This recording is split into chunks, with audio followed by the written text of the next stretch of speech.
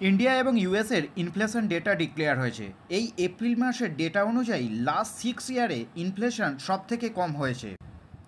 মার্চে 3.34% থেকে কমে 3.16% হয়েছে এপ্রিলে।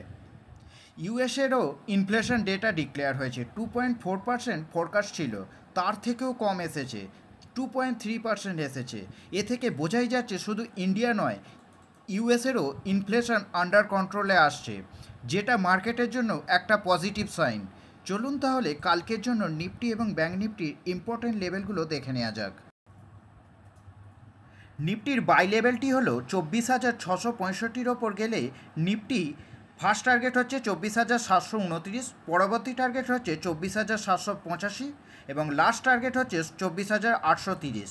সেল সাইডের লেভেল অ্যাক্টিভ তখনই হবে 24,550-এর নিচে নিফটি 15 মিনিট ক্যান্ডেল ক্লোজ হলে ফার্স্ট টার্গেট হচ্ছে 24,450, পরবর্তী টার্গেট 24,400। ব্যাঙ্ক নিফটির ইম্পর্টেন্ট লেভেলগুলি হলো বাই সাইডে 55,100-র ওপর ব্যাঙ্ক নিফটির লেভেল অ্যাক্টিভ হবে। ফার্স্ট টার্গেট হবে 55,300, পরবর্তী টার্গেট 55,500।